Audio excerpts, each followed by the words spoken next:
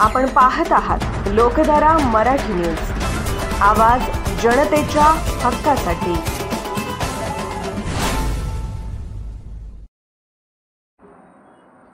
उमदीजवळ लुटमार करणाऱ्या 7 जणांना 2.5 कोटीची रोकड जप्त।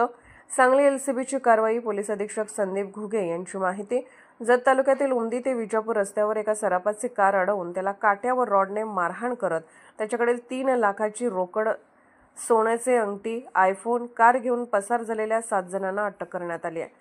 त्याच्याकडून 2.5 कोटीची रोकड, कार असा 2.56 कोटीचा मुद्देमाल जप्त करण्यात आलाय। सांगली एलसीबीने ही कारवाई केली अशी माहिती पोलीस अधीक्षक संदीप घुगे यांनी दिली।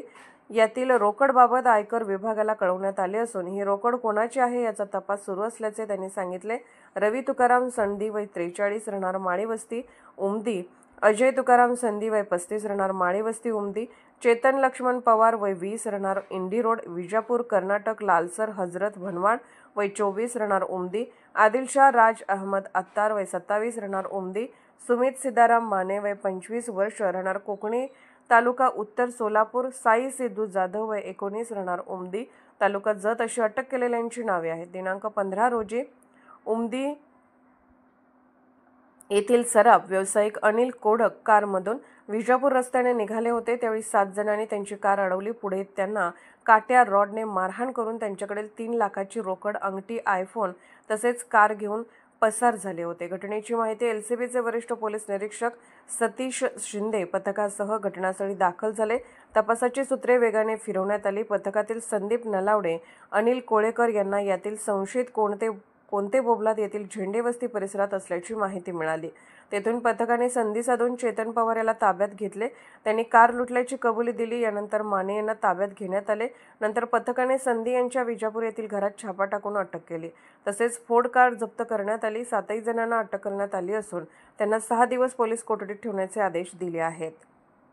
उमदी पोलीस स्टेशन येथे 14 एप्रिल रोजी पहाटे हायवे रॉबरीचा प्रकार घडलेला होता, ज्यामध्ये फिर्यादीने दिलेल्या तक्रारीनुसार 3 लाख रुपये कॅश, 1 सोन्याची अंगठी, 2 मोबाईल फोन आणि फिर्यादी वापरत असलेली गाडी, 4 व्हीलर गाडी हे आरोपींनी त्याच्याकडून लुटलेली होती।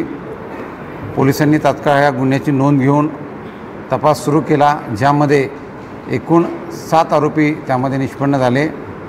आरोपींची संख्या बघता त्या ठिकाणी दरोड्याचा गुन्हा कलमवाढ करण्यात आली। आरोपींकडून आम्ही पुढे जप्ती जेव्हा केली, त्या जप्तीमध्ये फिर्यादीनं दिलेल्या मुद्देमालापेक्षाही जास्त रक्कम त्या ठिकाणी आम्हाला आढळून आली। गुन्ह्यामध्ये एकूण 3 लाख रुपये कॅश सांगण्यात आली। त्यानुसार आरोपींची जेव्हा आपण घरझडती घेतली, शोध घेतला, त्यामध्ये एकूण जवळपास 2.5 कोटी रुपये कॅश ही त्या ठिकाणी जप्त केलेली आहे। त्याचबरोबर फिर्यादीची गाडी सुझुकी ब्रेझा ही 4 व्हीलरसुद्धा जप्त करण्यात आलेली आहे। आज माननीय न्यायालयासमोर आरोपींना हजर केले असता आरोपींना 6 दिवस PCR मिळालेला आहे।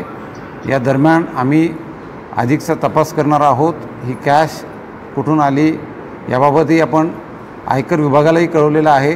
त्यांच्याकडूनही चौकशी चालू आहे आणि पुढची कारवाई पोलीस विभाग त्याचबरोबर आयकर विभागही करत आहे।